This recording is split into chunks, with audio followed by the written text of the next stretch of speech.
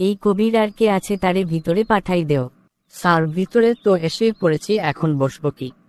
বসে পড়েন। তা আপনার নাম কি? বল্টু। কিসের বল্টু? আমার চেয়ারের তো নাট বল্টু ঠিকই আছে। স্যার আমার নামই বল্টু। ও আচ্ছা, তাই বলেন। তা আপনার ঠোঁট এত কালা কেন? স্যার প্রচুর বিড়ি খাই তো তার জন্য।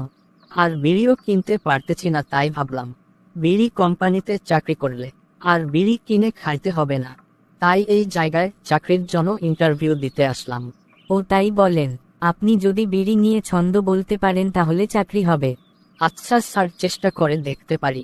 আচ্ছা বলেন তো, রবীন্দ্রনাথ ঠাকুর বিড়ি নিয়ে কি লিখতেন?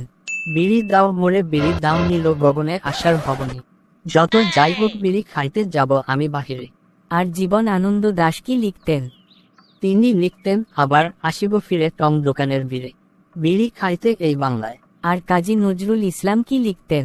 চল চল চল বিড়ি দোকানে চল, বিড়ি খোরা উতলা, চল চল বিড়ি খাইতে চল টং দোকানে হানি আঘাত, আমরা আনিব বিনিময় প্রভাত। বাহ বাহ, চমৎকার। মদন মোহন রায় কি লিখতেন?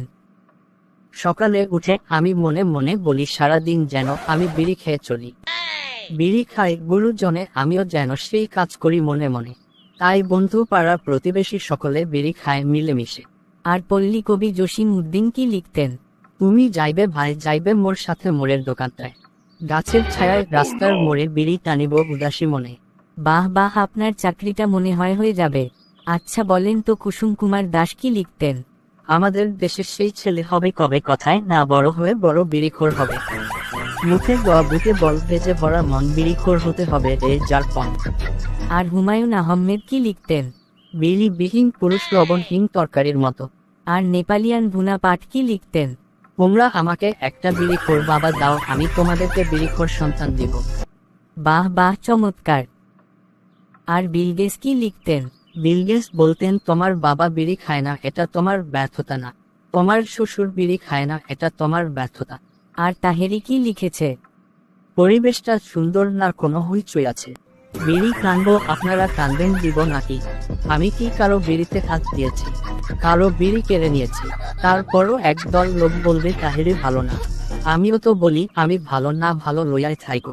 বাহ বাহ, দারুণ হইছে। এটা আপনার শেষ প্রশ্ন, যাওয়ার আগে বিড়ি নিয়ে কিছু বলুন। আজ চলে যাচ্ছি তবে যাচ্ছে না বিড়ি, পরবর্তী অনুসন্ধানে আসছি আপনাদের সামনে, ততক্ষণ বিড়ি টানুন মন পুরপুরা রাখুন। বাহ বাহ, এই চাকরি আপনার জন্য, কোম্পানির পক্ষ থেকে না মরা পর্যন্ত বিড়ি আপনার জন্য ফ্রি।